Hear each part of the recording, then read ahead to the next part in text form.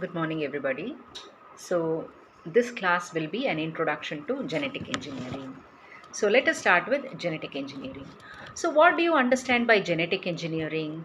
When we cut and join the genetic material, the process is known as genetic engineering. What is genetic engineering?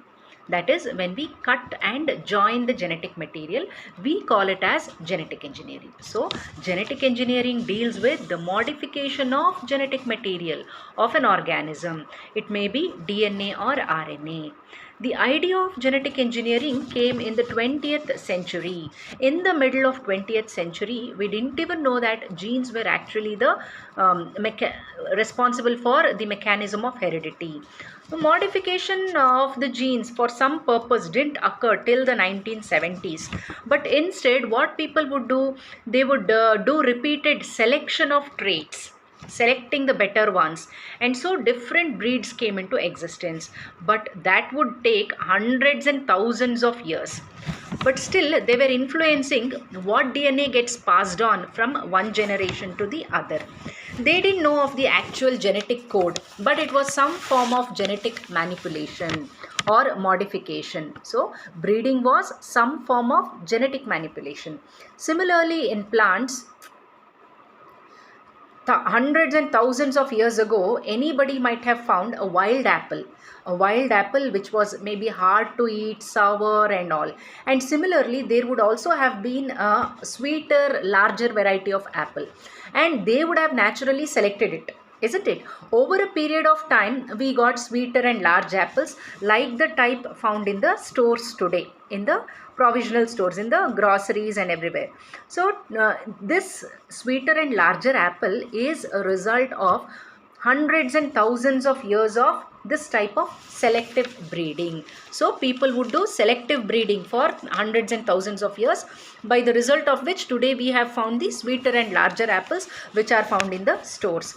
So genetic engineering is gene manipulation. In the last few decades, man has been influencing the DNA.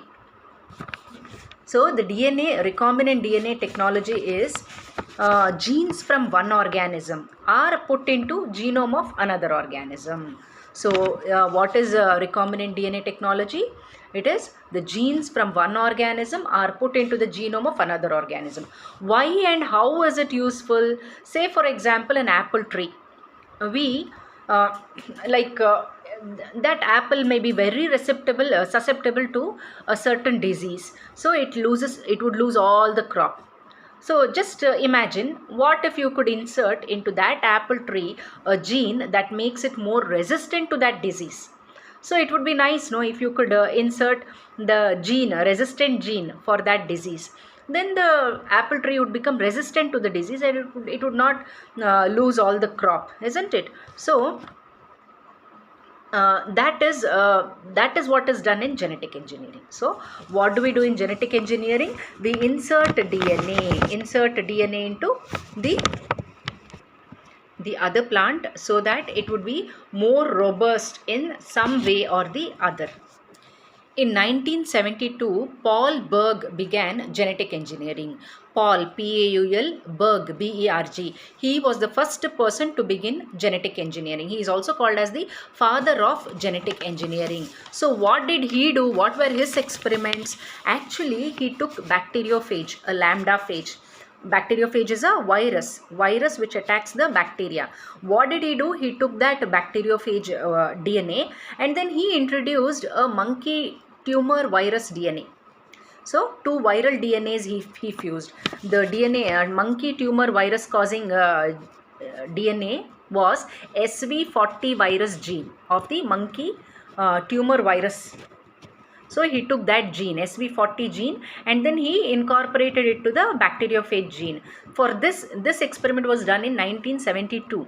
For this he got Nobel in 1980. So he combined the monkey virus DNA, SV40 tumor virus DNA into the DNA of the bacteriophage. So this was the first genetic engineering experiment.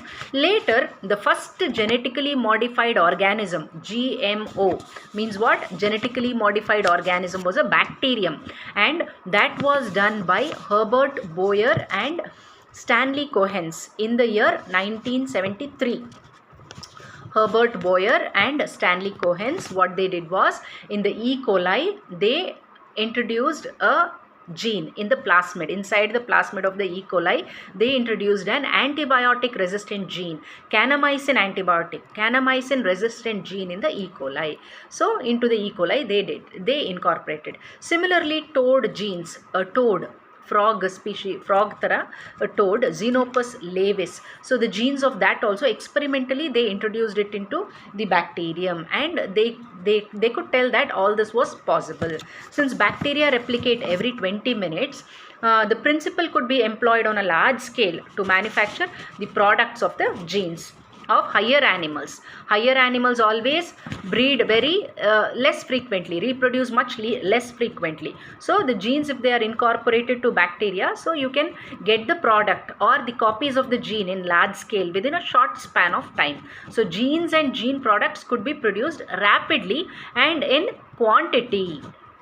Then the first genetically modified animal was a mouse in 1974 by a person called Rudolph. And the first plant, genetically modified plant, was in 1983. They developed a tobacco which was resistant to antibiotics. First plant, genetically modified plant. And later on, many like this came into appearance. Like there is golden rice, which you might be knowing that vitamin A enriched golden rice, and there is soya beans, also called as alfalfa, genetically modified foods. All these are genetically modified foods. Similarly, genetically modified crops are there which are herbicide resistant, insect resistant, etc. Herbicide resistant soya bean, alfalfa, called as Roundup, has been developed. Herbicide resistant corn, genetically modified corn is there. Canola oil, rapeseed or mustard oil is there. Cotton is there. Potato is there. Papaya is there. Brinjal is there. So the list goes on. Idea of recombinant DNA and genetically modified food or genetically modified organisms is somewhat controversial. Genetically modified foods or genetically engineered foods are produced from organisms that have had changes introduced into their DNA using methods of genetic engineering. Many people say it is good. They support GM foods, genetically modified foods, because the crops are more robust and food is more nutritious with more vitamins, nutrients, etc. But other people say we don't know in the long run what is going to happen if we consume such type of food. What would be the consequences of consuming the genetically modified food? We don't know. So all this comes under the field of bioethics. All this comes under the field of bioethics, whether it is good or bad. Say for example, we need to produce insulin for diabetes, isn't it? For the diabetics, insulin is needed. They have to take their regular dose of insulin. So what they do in genetic engineering is they take a bacterial cell, insert the gene that helps produce insulin. So human insulin gene is inserted into the bacterial cell. All of a sudden that bacterial cell can become human insulin producing factory. Human insulin producing factory.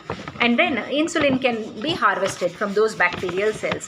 So this is the use of recombinant DNA, rDNA or recombinant DNA technology. So we are going into an interesting period in humanity. For many thousands of years, we were breeding things, but now we are learning to manipulate the things.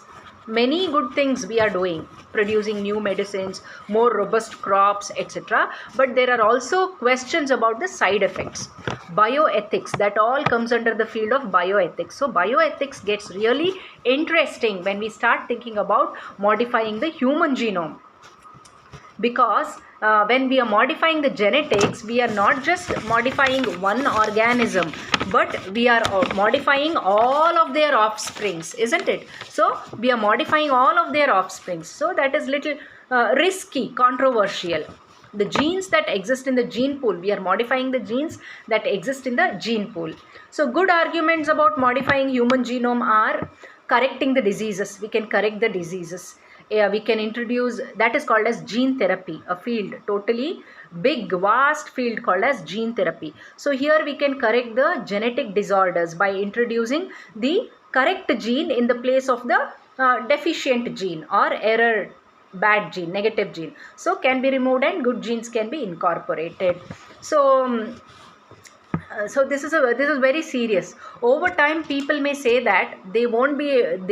People may say that they want to be more taller or more fairer with certain hair color, straighter teeth, or people may choose that they want a child with certain traits. So things might get more interesting on how genetic engineering could be used. So there are many examples of genetically modified organisms. There are crop plants, farm animals, soil bacteria. These are the prominent examples of genetically modified organisms.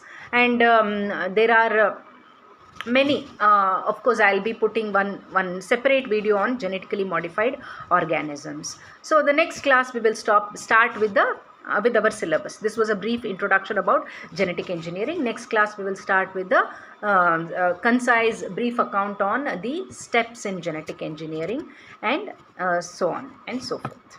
Okay, yeah, thank you.